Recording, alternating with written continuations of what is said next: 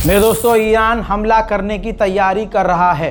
ये हवाई बातें नहीं हैं। इजराइल के डिफेंस मिनिस्टर ने वार्निंग जारी की है और अपने देश को आगाह किया है और अपने साथियों को भी कि ईरान हमला कर सकता है, प्रिपेयर कर रहा है। और पहले से अब ईरान की रणनीति ये है कि ईरान पहले बताकर हमला करता था और अब अचानक से हमला करता है। बताना चाहूँगा और याद दिलाना चाहूँगा कि जो लास्ट अटैक ईरान ने किया वो ईरान की मिसाइलें 12 मिनट के अंदर इजराइल पहुंच गई थी।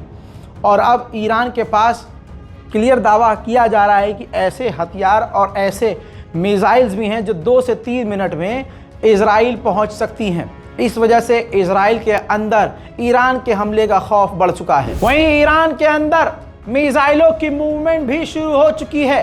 इजराइल की खुफिया एजेंसी ने जानकारी दी है कि ईरान के supreme leader Ayatollah Syed Ali खामनाई ने इजराइल के ऊपर हमले का आदेश दे दिया है, क्योंकि खामनाई ने देखा है कि ईरान को डायरेक्ट इजराइल ने हिट किया है और कई जगह पर डैमेज भी हुआ है। तो इजराइल के ऊपर हमला करने का आदेश सुप्रीम लीडर ऑफ ईरान ने दे दिया है। वहीं अमेरिका के इलेक्शन बेहद करीब हैं। कहा जा रहा है कि या तो इलेक्शन से ठीक पहले या इलेक्शन के ठीक बाद ईरान इजराइल पर हमला करेगा। वहीं मैं आपको बता दूं कि इस बार ईरान और एडवांस चल रहा है।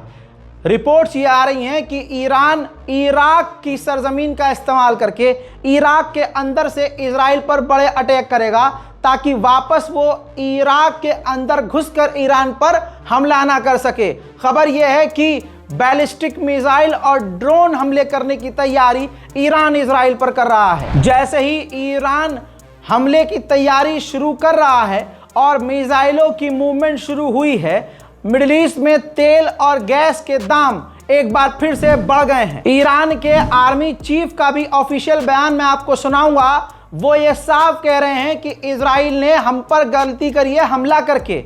इजराइल ने सोचा कि चंद मिसाइलें हम पर दाग देगा तो हालात पलट जाएंगे और चीजें बदल जाएंगी। ये यहूदियों ने गलत सोचा।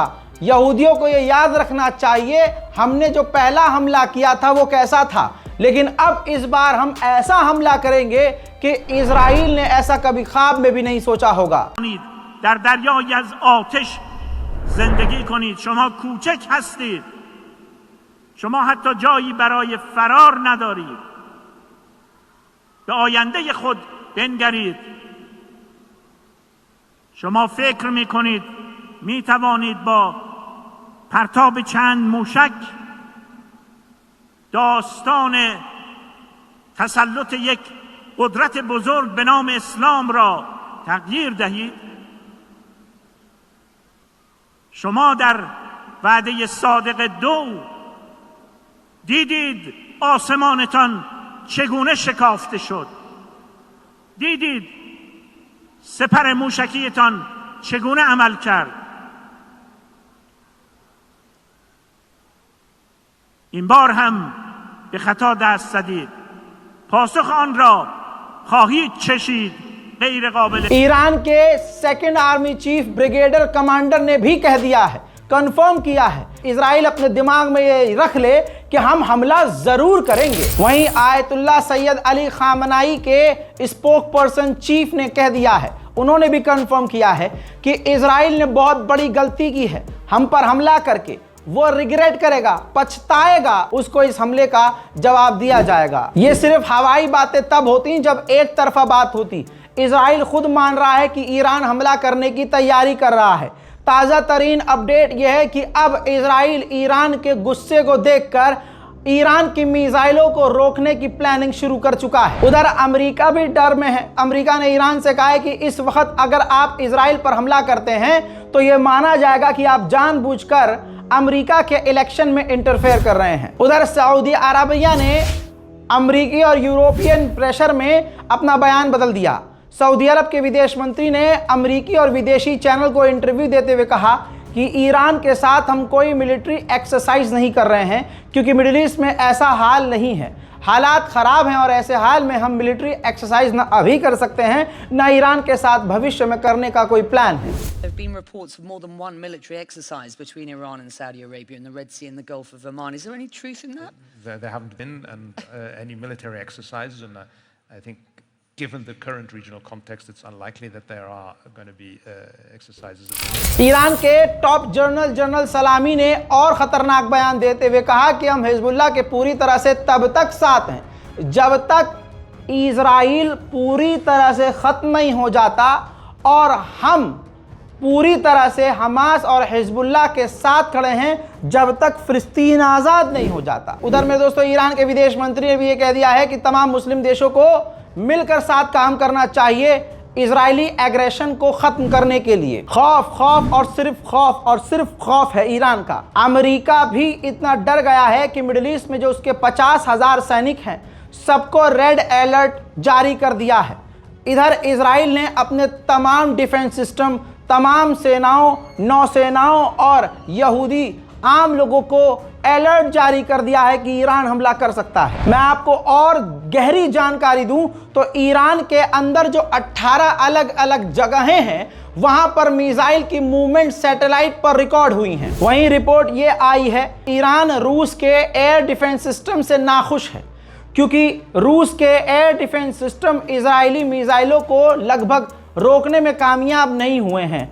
इस वजह से ईरान अपने ही द्वारा बनाए गए एयर डिफेंस सिस्टम को और मजबूत कर रहा है और ख़तरनाक और नए तरह के लॉन्ग रेंज के एयर डिफेंस सिस्टम बना रहा है। वहीं मेरे दोस्तों उधर इजराइल ने अपने इजराइल के अंदर ही दो व्यक्तियों को, जो कपल हैं महिला और पुरुष, उनको गिरफ्तार किया है। इल्ज़ाम यह है कि ईरान के आदेश पर पैसा लेकर इजरायली वैज्ञानिक को मारने का ये प्लान कर रहे थे। वहीं पब्लिक को शांत करने के लिए नेतन्याहू ने कहा कि इजराइल के पास पूरी आज़ादी है ईरान पर कहीं भी कभी भी हमला करने के लिए, बाकी हम ईरान को कभी भी न्यूक्लियर हासिल नहीं करने देंगे। उधर अमेरिका ने भी धमकी ईरान को देते हुए कहा।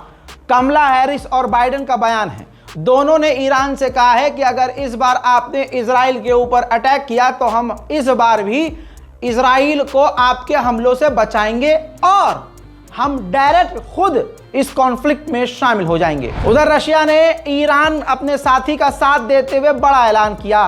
रूस के विदेश मंत्री सर्गेई लावरोव ने ऐलान किया कि ईरान और रशिया बहुत जल्द डिफेंस कॉरपोरेशन का एग्रीमेंट करने वाले हैं। इस एग्रीमेंट में दोस्तों होता यह है कि दोनों एक दूसरे को हमला होने से बचाएंगे, किसी तीसरे देश के हमले से बचाने की कोशिश करेंगे, चाहे वो एक दूसरे को डिफेंस सिस्टम दें या जानकारी शेयर करें। वहीं एक बार फिर से इजराइल सामने आया है और कह रहा है कि अगर हमें लगा, जो अभी लग रहा है कि ईरान हम पर हमला करने से एक कदम दूर है, तो हम ईरान से पहले ईरान पर हमला करेंगे। ईरान ने जो इजराइल के ऊपर हमला किया था उस हमले की मिसाइलों के मलबे आज तक मिल रहे हैं। ये देखिए, इजराइल के एक शहर में एग्रीकल्चर लैंड पर एक लंबी चौड़ी ईरान की मिसाइल का मलबा मिला है, जिससे यहूदी लोगों के अंदर ईरान की मिसाइलों का खौफ फिर पैदा हो गया है। उधर जर्मनी ने अपने साथी इजराइल का साथ देते हुए ईरान के जो 3 काउंसलेट थे, ऑफिस थे जर्मनी के अंदर, जर्मनी ने बंद कर दिए हैं तीनों। Wir haben Teheran immer wieder unmissverständlich klar gemacht, dass die Hinrichtung eines deutschen Staatsangehörigen schwerwiegende Folgen haben wird. Daher habe ich entschieden, die 3 iranischen Generalkonsulate in Frankfurt am Main, München und Hamburg zu schließen. मेरे दोस्तों, breaking news में Iran के special report में इतना ही। इस report को खूब share कीजिए, अपनी राय कमेंट सेक्शन में लिखिए। आप देख रहे थे रज़ा ग्राफी अनस्क्रिप्टेड। जय हिंद।